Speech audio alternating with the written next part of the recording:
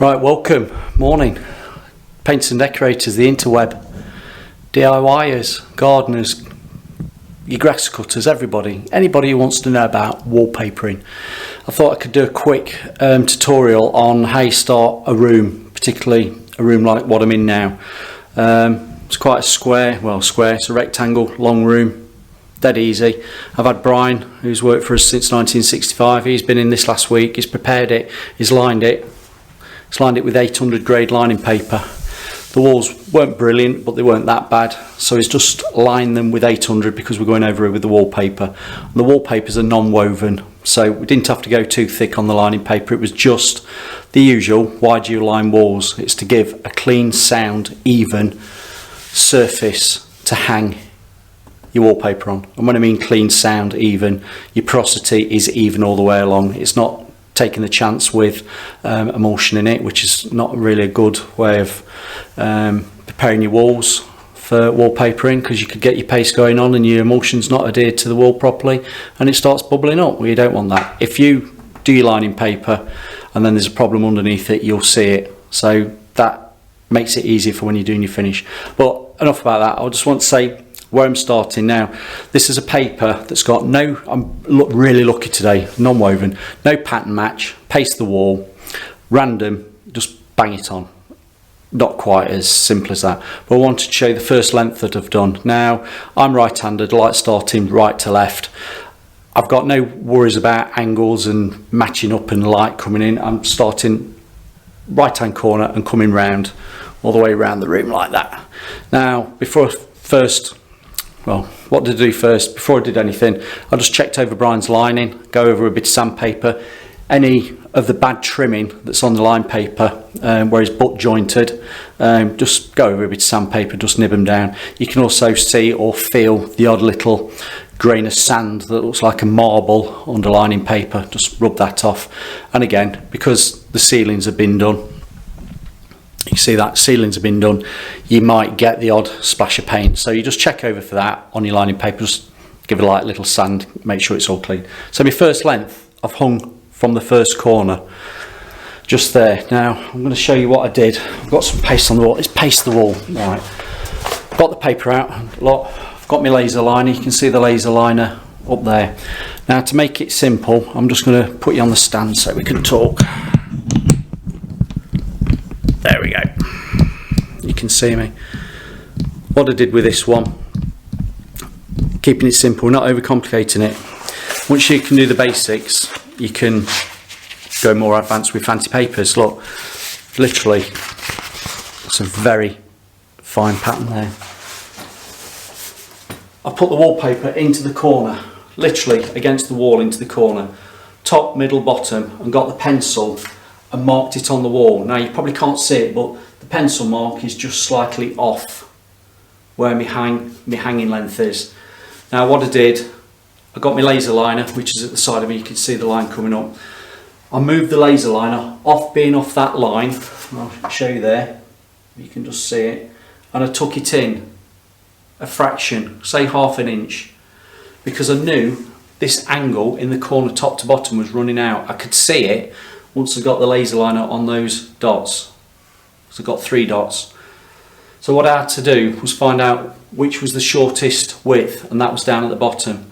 So at the bottom, when I put the paper on, pasted the wall, hung the paper top to bottom, made sure that the paper at the bottom overlapped into the corner. I'll make it simple, half an inch. It wasn't quite half an inch, but by the time it got up to the top, it was more than half an inch, because that is the angle running out. Now how do you get around that? Well, particularly with a paper like this that's dead easy. I've got a pencil, I've just left it there. I've got a pencil that I've got masking tape right around it. Now if I show you what I've done, where the masking tape is on there, zoom in a bit, where the masking tape is on there, I put that up against the wall, and the position of the pencil lead keeps me about 5 mil away from the actual angle. So I mark it top to bottom, following the wall, and you can see, I don't know whether you can see at the top, I'll take it off the camera in a minute, you can see how much needs to come off, but by the time I get to the bottom I'll be trimming fraction. So I'm going to show you that, take it off the camera and just show you.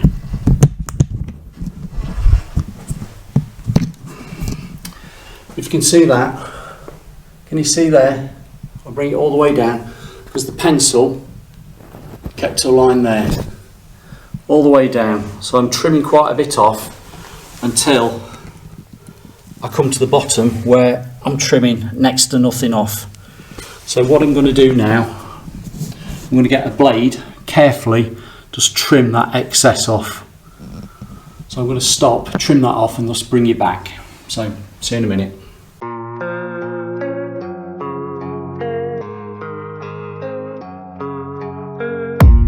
I don't really know what comes next. I'm just doing my best, even though I'm so stressed out. Everything just feels like a test that Right, so I was telling you about Brian's done all the lining for me. Now I don't want anybody jumping on the bandwagon of this one. You can line vertical or horizontally, it doesn't matter. Now a traditional way of hanging for wallpapering over the top would be doing horizontal. That's so you don't correspond your joints for your lining paper with your finished paper. The chances of that happening are very slim because lining paper and wallpapers are slightly different sizes by a couple of inch. Now Brian, because some of these walls are long, will have hung them vertically to make it easier for him.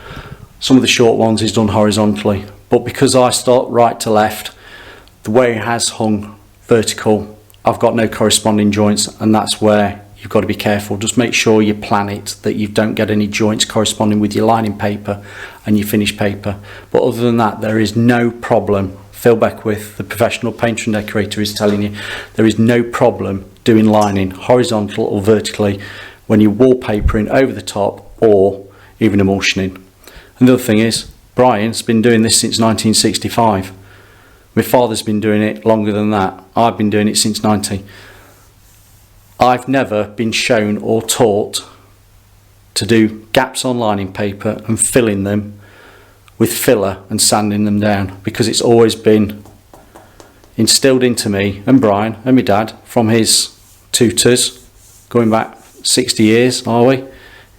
Butt joint, start as you mean to go on. Get your butt joints on, use your seam roller, get them down, and then once it's dry and you come back the next day, because lining paper, you come back the next day. So on the ceiling, Brian's done the wall rock smooth. That you could possibly get away with papering the same day.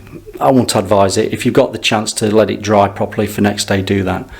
But lining paper, next day, butt joint it. And when you come back next day, like I said a bit earlier, you're checking the walls out. If you've got any joints that are slightly overlapped or proud, because it's just sprung away because the trimming of the paper is not very good, get your seam roller, push them down, get some sandpaper, fine sandpaper, well worn sandpaper, 120 that's worn down. Just go over and just nib them down, make sure they're smooth. And that's what you're doing. That's what your professional painter and decorator, who's a paper hanger, will do. He will check the walls, even though they're lined, like I have, he'll check them before you hang your finished paper, and that's what I'm doing on this one. And when we talk about going around window reveals, that's a different kettle of fish. I'll discuss that with you next time. But let's have a look at this paper in the corner. See ya.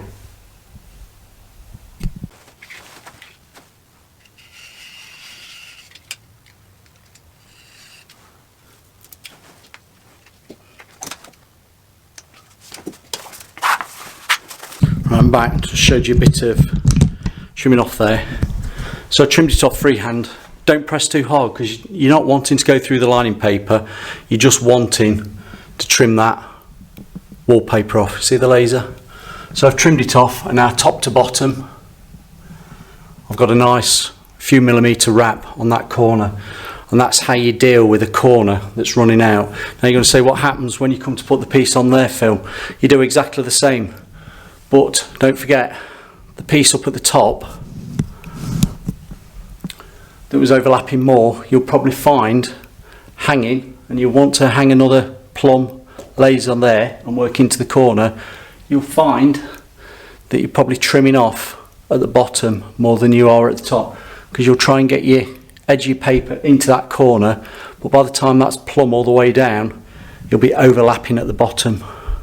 and that's where you'll be trimming off. But when you trim off this time, carefully with your pencil, just mark it top to bottom gently, and then cut with your shears on the inside of that pencil line, so you're not keeping your pencil line when you're actually trimming. Now you're going to say, why don't you just cut it with the blade? The 9 times out of 10 you'll go through that wallpaper and go through the corner as well and start trimming the piece that you don't want. So it's easier, might take you a little bit longer, easier to trim with some shears. And doing it that way, you'll go in and you'll know that you've not cut, i.e. splicing, if you want to call it splicing. You won't have spliced and cut into that, I don't see that overlap wrap round there, and that's what you don't want to do. So moving forward with this room, I'm going to get my next length on there, paste the wall, no soaking time, and work my way into that angle. And it's exactly the same principle, work all my way along and do the same. So that's quite a quick video on how to start with your first piece into a room in a corner, plumbing it using my laser liner. Yeah, you see it, using my laser liner, cutting it and trimming it for a bad angle. Now I have got videos on really cutting angles and corners. That'll probably be a bit more helpful to you if you want to know if they're really running out quite bad. But for this, dead easy paper, no pattern match, you can't go wrong. If you had got a pattern match, just work out where your pattern all is. You don't want to lose too much pattern in the corner, but the inevitable is going to happen because it runs out. What you've got to do is try and get it at eye level matching, which is about here, what, 5 foot, 5, 6, get it at eye level, nearly 6 foot, matching the best you can. If the angles top and bottom are running out, you're never going to get a pattern matching. And what you don't want to do is into a corner and straight out with the same length, because by the time it's dried, it bubbles and caravans on the angle, and it's called caravanning. It blows up, blows away from the angle. That's why you do a slight overlap into the corner and then hang your next piece overlapping it onto it carefully. So make sure you got enough paste on it. This is Wix paste I'm using. Wix paste, I love that, straight out the tub. You don't need any special adhesive on the camera, on the corners. You don't need that. So away we go. Any questions? You're going to give some questions and comments. Smash that like button, and the next video, short one, will be how we go around these angles here, cutting externals on window reveals. So thanks for listening to this one. Watch the next one if you want to know about these bad boys. See ya.